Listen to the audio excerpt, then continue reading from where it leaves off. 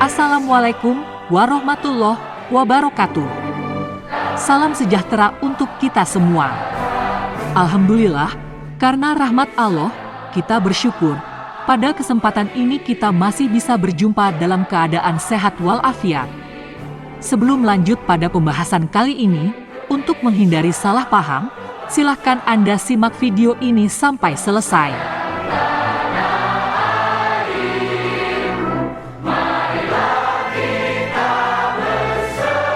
Untuk kalian wahai manusia-manusia pemalsu nasab dan mengaku paling mulia, utamanya Ye Taufik Assegaf, Ye Bahar Smith, Ye Imam Jumbo Rizik Syihab dan Pak Dr. Koruptor, Ye Said Agil Munawar, Ye Zaini Makarim Madura, Ye Rumail Abbas serta Ye Ba Alawi maupun Urban Yaman lainnya.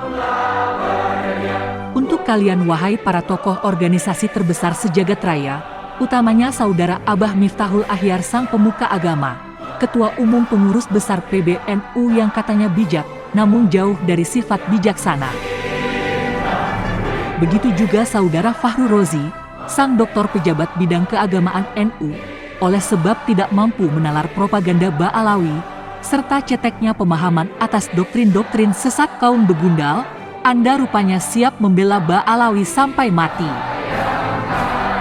Untuk saudara para jongos Ba'alawi, khususnya yang memiliki kedekatan emosional, seperti Idrus Romli, Wi-Fi, Kurtubi Banten dan lainnya, kalian hakikatnya hanyalah pecundang-pecundang bodoh kaum pribumi, yang rela diperbudak kaum urban Yaman.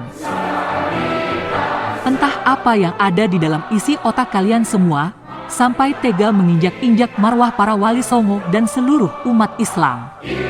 Seharusnya kalian menyadari, bahwa hingga saat ini, bangsa kita masih berdiri tegak, berkat keagungan karomah para leluhur bangsa. Mereka rela mempertaruhkan nyawa, berjuang dengan darah dan air mata, demi kehidupan kita dan yang kalian nikmati hari ini.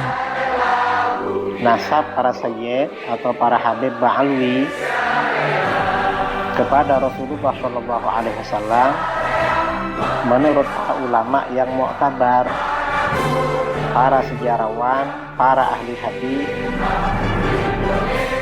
para ulama Syafi'iyah, di mana memang Ba'alawi memang rata-rata bermazhab Syafi'i, itu nasabnya sahih kepada baginda Rasulullah SAW.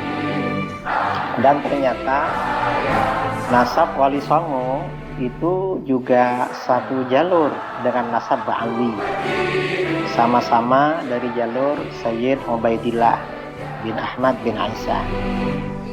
Di mana rasa terima kasihmu wahai Idrus Ramli? Tidakkah engkau melihat fakta bahwa titik poin pembahasan nasab Ba'alawi adalah gelapnya catatan nama Ubaidillah, kakek buyut para pengkhianat bangsa, hanya mengaku-ngaku sebagai keturunan Nabi, demi mengelabuhi umat Islam agar tunduk kepada para penjajah. Tidakkah engkau menyadari kebodohanmu wahai Idrus Romli? Atas ucapanmu demi membela turunan para pengkhianat bangsa, engkau memposisikan diri lebih bermoral dari para kiai-kiai Nusantara, hanya sebab mereka tidak mengakui nasab palsu para habib turunan Ba'alawi. Perlu engkau tahu wahai Idrus Romli, kiai-kiai Nusantara sangatlah cerdas membaca tingkah laku turunan Ba'alawi, apalagi tingkah lakumu. Engkau Idrus Ramli, jangan pernah merasa dirimu singa aswaja paling garis lurus. Kamu hanyalah ayam potong siap direbus dan dipersembahkan kepada Tuan Yang Mulia Habib Ba'alawi. Sebelum membela tuanmu Idrus Ramli, seharusnya kamu berpikir logis, mencari tahu siapa Ubaidillah sebenarnya, kapan dan di mana Ubaidillah dilahirkan, siapa ulama-ulama nasab di zamannya yang mencatat kelahiran buyut para Habib Ba'alawi itu. Wahai Idrus Romli, jika nasab Ba'alawi engkau pandang sohih, adakah sebuah aturan untuk dinyatakan bahwa nasab itu sohih, atau cukup hanya sekedar sohih berdasarkan asumsi? Ulama Ahlus Sunnah mana yang menyatakan bahwa nasab Ba'alawi itu sohih? Ingat wahai Idrus Romli, bahwa kamu berbicara tentang nasab Ba'alawi, bukan di hadapan orang-orang yang tidak meneliti nasab. Siapapun yang mendengar ocehanmu, mereka akan mengkaji apapun dari setiap ocehanmu. Wahai Idrus, pertanyaan itu harus engkau jawab bila engkau memang berbicara berdasarkan ilmu. Menurut Kiai Haji Imaduddin Usman Al-Bantani, melansir dari situs RMINU Banten, pada tulisan beliau dalam judul Mengakui Nasab Ba'alawi, bukti Ustadz Idrus Romli dan Rumail Abbas tidak berakhlak kepada Rasulullah. Beliau menjelaskan bahwa nasab Ba'alawi setelah dikaji secara pustaka dan DNA telah membuktikan dengan presisi bahwa nasab mereka telah terbukti tidak tersambung kepada Rasulullah.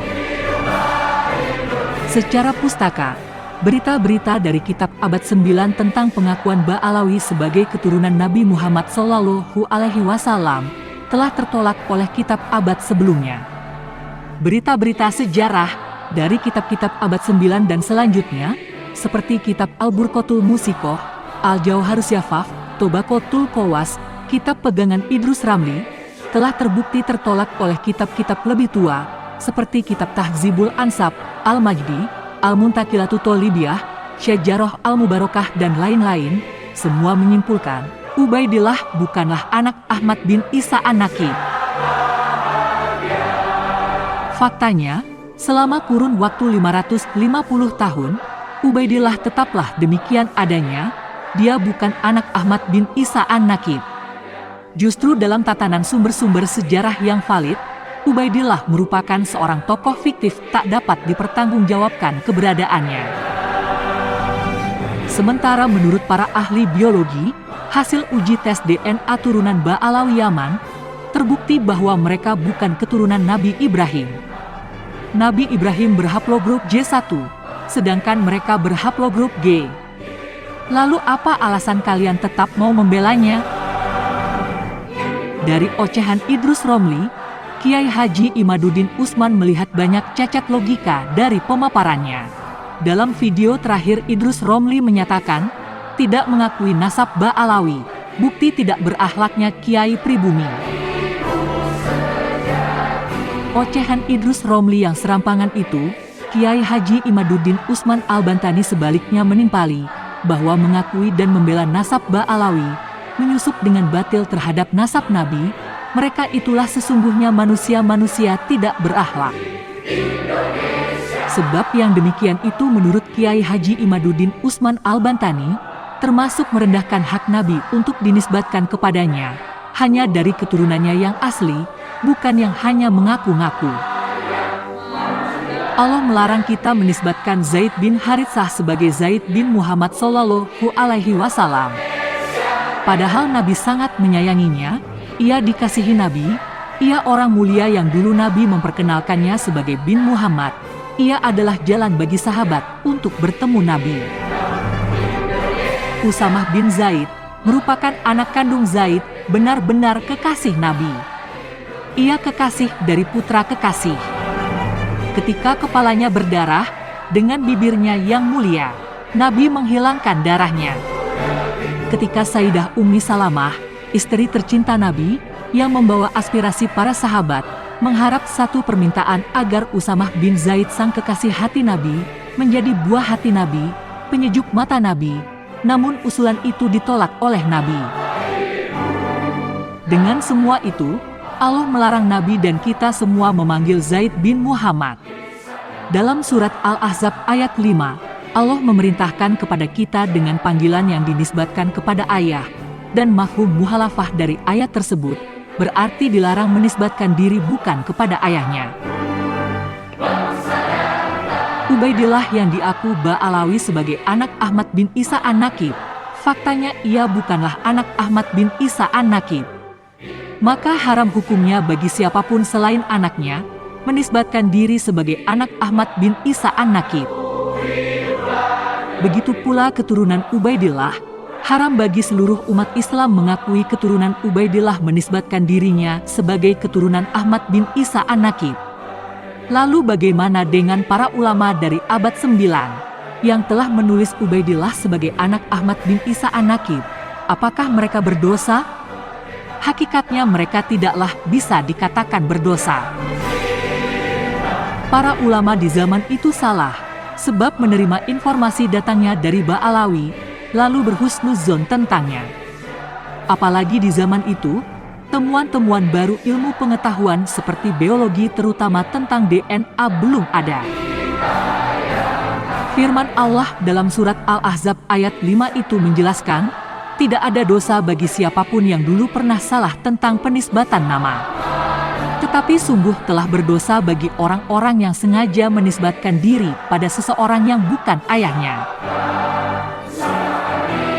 Idrus Romli mengatakan, dalam Bahsul Masail NU, jika telah ada ulama mengatakan suatu pendapat dalam sebuah kitab, maka itu bisa menjadi hujjah. Menurut Kiai Haji Imaduddin Usman, hal itu memang betul adanya, tetapi itu hanya terkait dalam urusan-urusan fikih, bukan soal yang terdapat dalam berita nasab dan sejarah. Apapun pendapat ulama dalam ilmu fikih, tidaklah terkait waktu. Kapan saja ulama berpendapat tentang istinbatnya dari Al-Quran dan Al-Hadits, maka itu sudah bisa menjadi hujah bagi orang lain untuk mengikutinya atau tidak mengikutinya.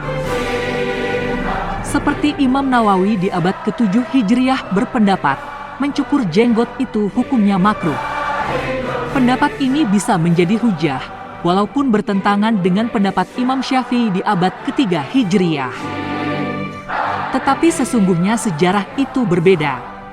Suatu berita yang ditulis dalam kitab abad ke-9 Hijriyah tentang suatu kejadian di abad ke-3 tidak boleh bertentangan dengan kitab-kitab abad sebelumnya, agar tetap terjamin ketersambungan riwayatnya dari masa ke masa. Jika riwayat itu bertentangan dengan kitab yang ditulis di abad ke-4, maka yang ditulis di abad 9 adalah tertolak secara riwayat dan masuk dalam kategori berita palsu. Di abad ke-6 sudah jelas ditulis bahwa anak Ahmad bin Isa An-Nakib hanya 3, Muhammad, Ali dan Husain.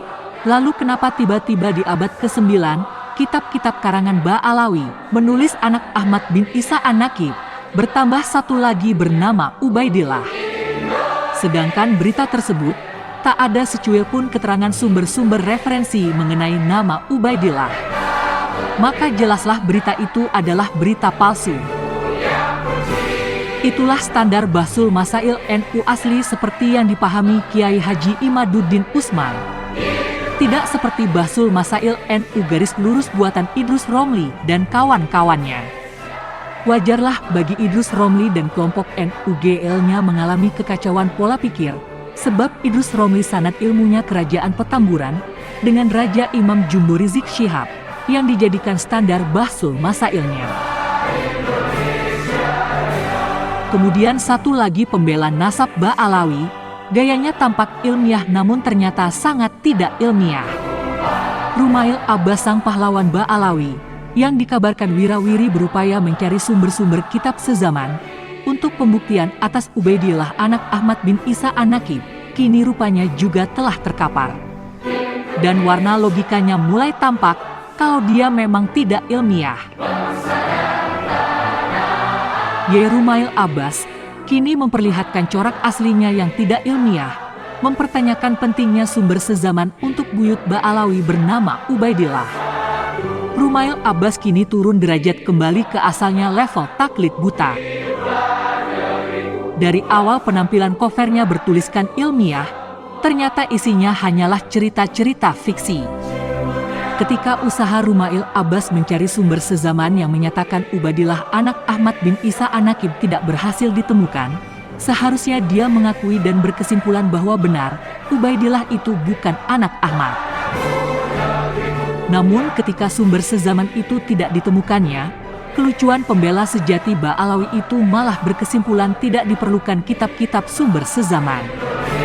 Padahal sumber sezaman atau yang mendekatinya tentang Ahmad bin Isa An-Nakib, seharusnya Rumail Abbas tidak perlu wirawiri kemana-mana. Menurut Kiai Haji Imaduddin Usman, cukup hanya dengan duduk di kursi pun, beliau telah menemukannya. Ahmad bin Isa An-Nakib ada di Madinah sekitar tahun 245 Hijriah. Umurnya sekitar 20 tahun, dan ulama yang menulisnya lahir di tahun 385 Hijriah. Sumber sezaman tentang anak-anak Ahmad bin Isa An-Nakib atau yang mendekatinya juga ada. Kitab abad ke-6 menyebutkan anaknya cuma 3, dan di situ tidak ada nama Ubaidillah. Tentang Ahmad bin Isa ada di Basrah, itu salah orang, itu bukan Ahmad bin Isa yang dimaksud. Dia Ahmad bin Isa lain, sebagai Ahmad bin Isa seorang Imam Zaidiyah. Sejarawan Ba'alawi, Muhammad Diak Shihab telah salah mengidentifikasi orang dalam kitabnya, Imam Al-Muhajir. Dengan mendeklarasikan sumber sezaman atau yang mendekatinya tidak diperlukan, Kiai Haji Imaduddin mencabut gelar peneliti dan sejarawan untuk Rumail Abbas yang tak ilmiah itu. Sebab akan sangat berbahaya bila seorang mengatakan bahwa sumber-sumber sezaman atau yang mendekatinya tidak diperlukan, ia disebut-sebut sebagai seorang sejarawan. Cukuplah bagi Rumail Abbas dengan gelar sebutan pembela nasab Ba'alawi. Hanya demi membela nasab palsu Ba'alawi, Rumail Abbas jelas telah mempengaruhi umat Islam untuk ragu kepada sejarah Nabi dan hadis Nabi. Keserampangan pernyataan Rumail Abbas yang mengatakan bahwa jika sumber sezaman mutlak diperlukan, maka sejarah Nabi juga palsu, sebab tidak ada sumber sezaman. Menurut Rumail Abbas, sejarah Nabi baru ditulis setelah 207 tahun setelah wafatnya baginda Nabi. Ini jelas perkataan dusta dan menyesatkan dari Rumail Abbas. Tarikh Ibnu Ishaq, bukti buku sejarah pertama yang ditulis tentang sejarah Nabi Shallallahu Alaihi Wasallam. Ia lahir tahun 80 Hijriah, 69 tahun setelah wafatnya Nabi. Buku ini ditulis ketika masih banyak sahabat Nabi yang masih hidup. Ketika Ibnu Ishaq berumur 20 tahun, umur di mana ia mulai matang dalam berpikir, ada ratusan tabi'in, murid sahabat Nabi, dan beberapa orang sahabat Nabi yang masih hidup. Sahabat Nabi yang terakhir wafat adalah Abu Tufail, ia wafat tahun 102 Hijriah. Dengan semua itu, tentunya berita sejarah yang ditulis Ibnu Ishaq itu masih terhitung sezaman, karena ia mendapatkan berita dari banyak orang yang hidupnya semasa dengan Nabi Muhammad Shallallahu Alaihi Wasallam. Dan hari ini kita telah bisa membaca kitab Tarikh Ibnu Ishaq yang sudah diterbitkan. Pesan Kiai Haji Imaduddin Utsman kepada para jongos Habib Ba'alawi, hendaknya jangan hanya demi membela nasab Ba'alawi, tega meniupkan keraguan kepada kaum muslimin tentang sejarah Nabi Muhammad Shallallahu Alaihi Wasallam. Demi membela nasab Ba'alawi, para jongos Ba'alawi janganlah meniupkan keraguan terhadap hadits Nabi yang disebut-sebut hadits Imam Bukhari, baru ditulis setelah 245 tahun. Para jongos Ba'alawi harus paham, kalau perlu pelajarilah kitab-kitab nasab terkait putusnya Ba'alawi tidak tersambung kepada Nabi. Siapa saja yang membelanya adalah dia yang merendahkan hak Nabi, yaitu hak Nabi untuk ditulis sebagai keturunannya. Hanya dia yang betul-betul keturunannya, bukan Ba'alawi.